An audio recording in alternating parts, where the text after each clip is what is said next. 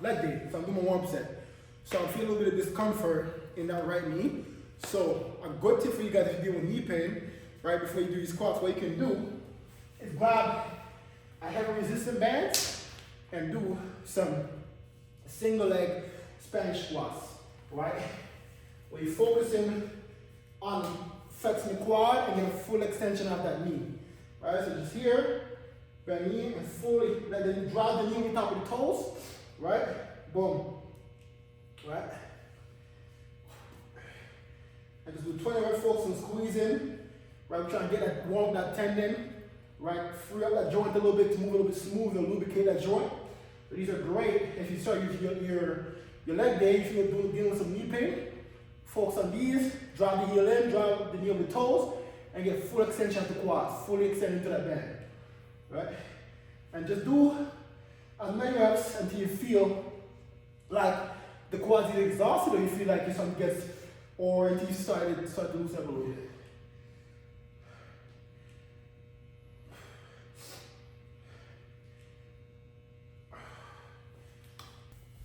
So I think my working set's gonna be 4 or 5, right? So I'm just gonna pyramid up, keep adding weight each time until I get to around that weight, and then we're gonna try and do 3 to 4 sets at 4 or 5. Right, but all these reps right here that I do to pyramid up, I'm trying to get anywhere between 8 to 12 reps every single time until I get to a working set. And that's how, when I'm cutting, that's how I get the hypertrophy effect, muscle endurance, and also mass as well too. You know what I'm saying? So there's no, a lot of people think that when you're cutting weight, that you always have to sacrifice your strength. But no, I don't automatically just give that up when I'm just because I'm cutting, that means that my strength has to dip significantly. No. The goal is always strength. The goal is always to be strong. So it doesn't matter how lean you look, right? You always want to be strong and maintain that strength, right? So that should always be a goal. So don't be one of those people that, just because I'm cutting, you don't think about sacrificing strength. Because for me personally, ultimately, the goal beyond training is strength. And then everything else in terms of body composition, the way I look, that's going to take care of itself, right?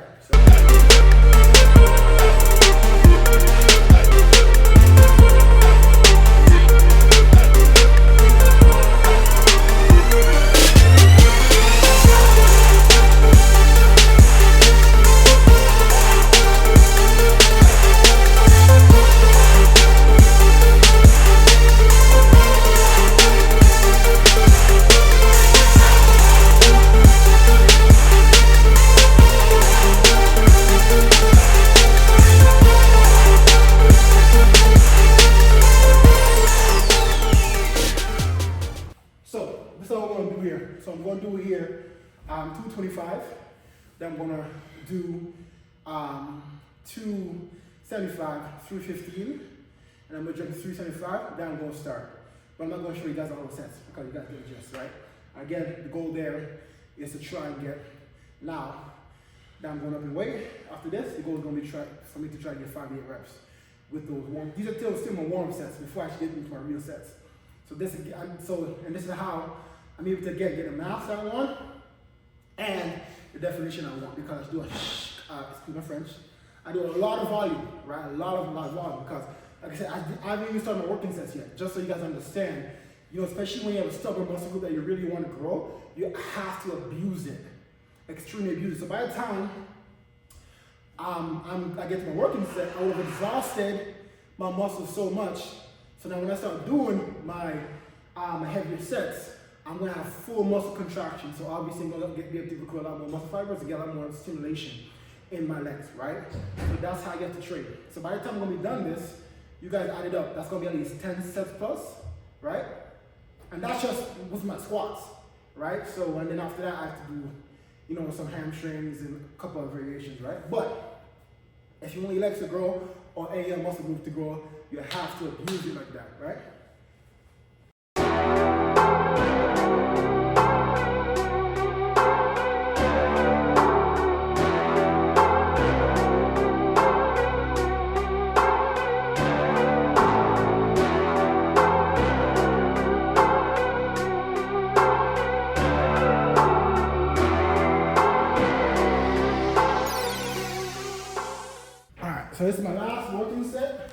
not working set, excuse me.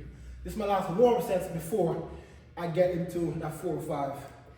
Right? And when I get to that point, I'm gonna take the band off. Once the band comes off, I'm gonna feel so much more explosive when I do that 4 or 5. That's why I like the band. The band here helps you really, prime everything, that nervous system, making sure you get a proper muscle contraction, proper time and attention. Because as you go down, the band pull you down. As you come up, it's getting heavier and heavier. So now when you take it off, you're gonna have so much more control, stability, and power when you do your last set. So that's why I live and die by the bands. I'm gonna get triple here.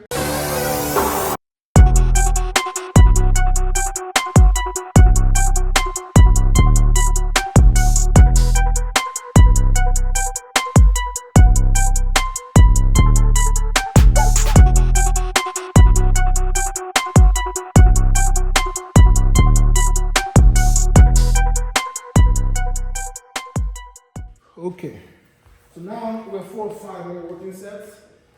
I will try and get 3 to 5 here, but there's no promises. Let's see how this goes. God damn.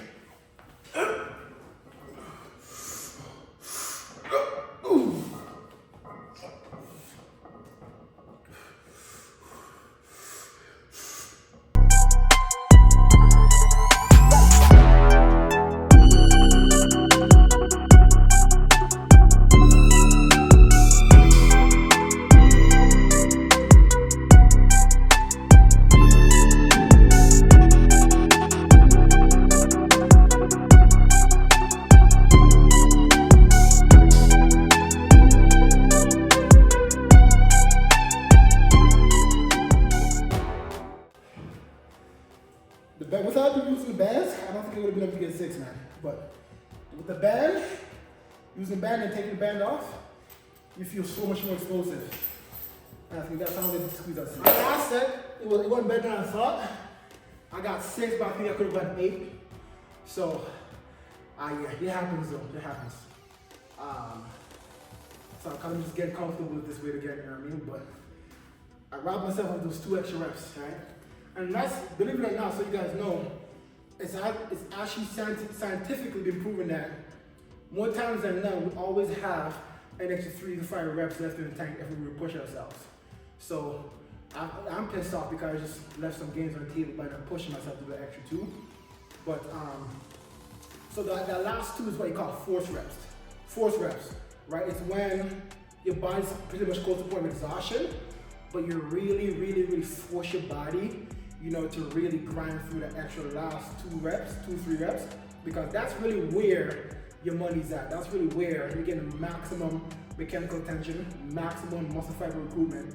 That's where the sweet spot is. But to get these reps, you want to make sure that you're not sacrificing your technique just for the reps. So that's very key as well too.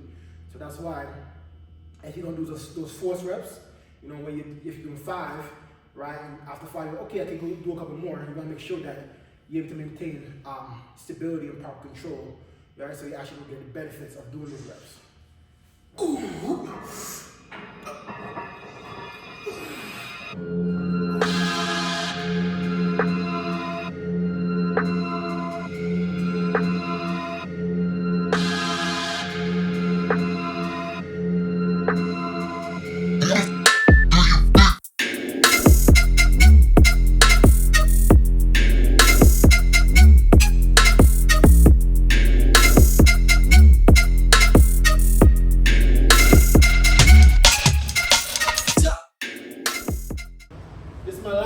If I can do extra reps, I'm gonna do extra reps.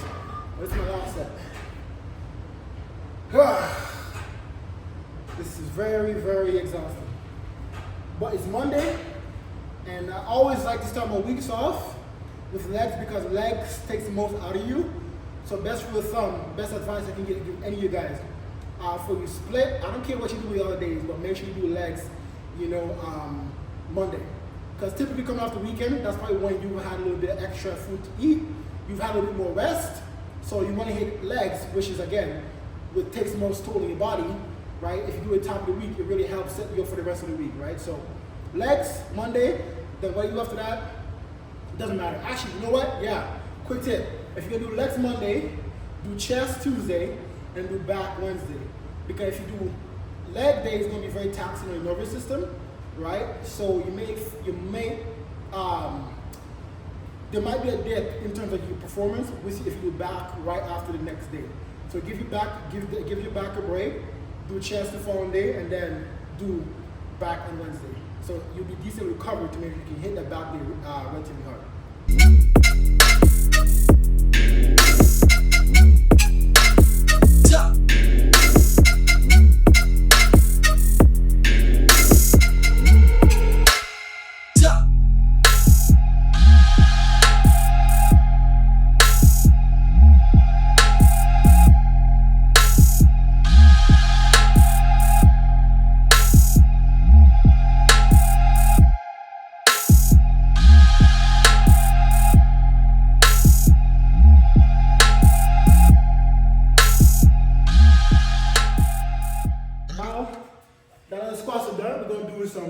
We're going to be doing some single leg RDLs.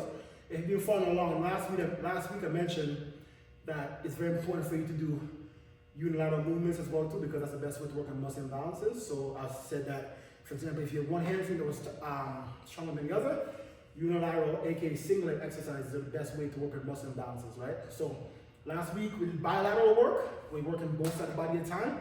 So this time I'm going to isolate a bit more this week. So we're going to be doing some single leg RDLs. I'm trying to go for 3 sets of 12 reps on each side here. So, and whenever you do unilateral work, figure out which side of your body is weaker. And you always start with the weak side, because what you don't want to do your strong side and use all your energy when you do your strong side, then you have nothing left to do your weak side, right? It's only going to make your weak side weaker. So always, when you do any kind of single arm, single leg movement, always figure out which side is your weak side first and do the weak side when you're fresh.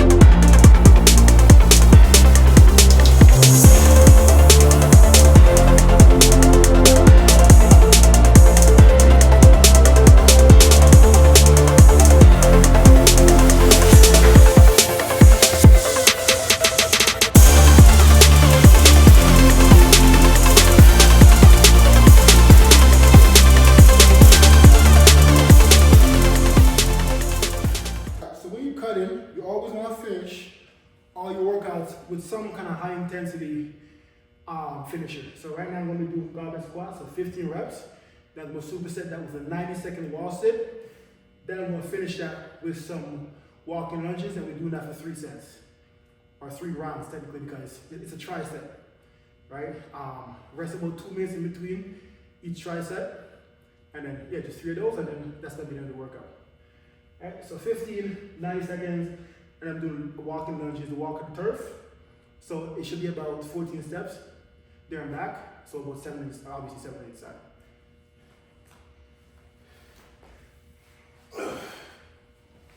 With the goblet squats, we're gonna go a little bit more narrow to work on that outer quad sweep. All right.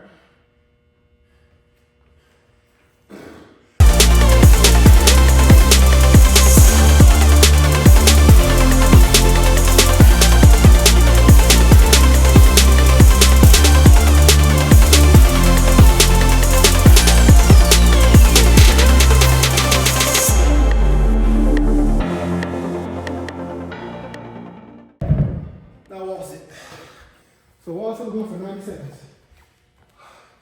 Oh my God.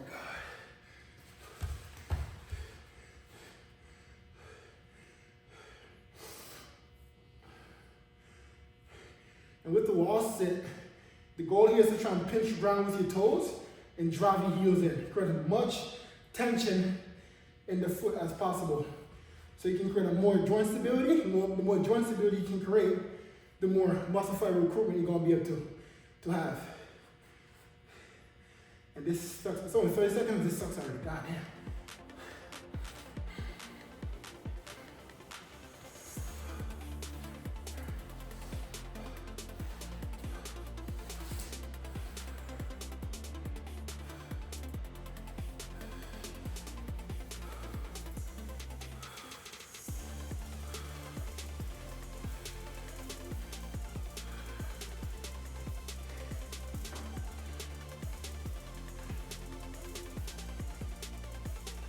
Thirty seconds to go. This, oh shit.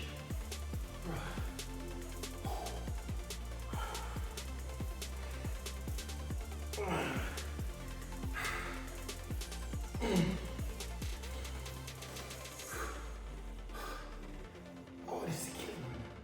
Holy shit. Oh, 10 seconds. 5.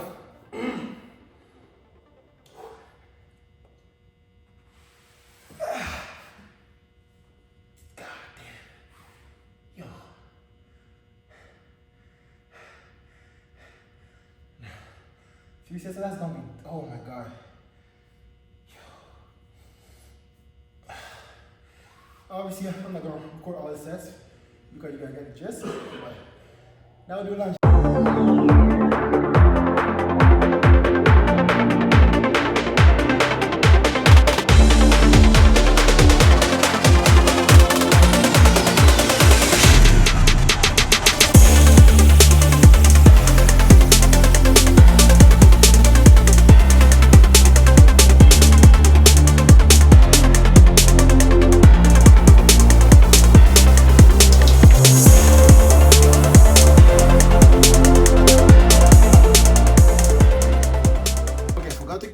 What I had pre-workout this morning. So I had a half a cup of oatmeal and a scoop of protein. It was about 30 grams in the scoop. This is post-leg day. I have some oxtail here and I have about 2.5 cups of rice because it was very hectic leg day, as you guys would have seen in this video. And this week is supposed to be a cleaner week where everything's a little bit stricter, but I had oxtail left over from the weekend and oxtail is super expensive, so I gotta make sure I eat that, right? I gotta eat that because yeah, we're not gonna waste that. Over here I got 3 kiwis and about 8 small bell peppers right here that I'm gonna be eating as well too, right? But tomorrow, things should be cleaner onwards with my regular chicken, my fish and stuff like that. But I had to make sure I finished my oxtail. That's first and foremost. And then later on today, I'm not sure what I'm gonna have, but of course I'm gonna show you guys. But this is what I'm having, the second meal today, post-leg day meal. And yeah, I'll see you guys in the next video. Hope you guys are enjoying this so far. So it's my last meal for day 6, leg day today, April 1st. It was a killer leg day, but it's my last meal today. It's 10 p.m. right now. Got about 7 eggs here. They're about 6 to 7 grams of protein each. That's my last meal. All right, I'm gonna toss a little bit of pink salt in here. Boom. Yeah, that's good. And then I'll see y'all for tomorrow, day 7, chest day. I hope you guys are liking these so far.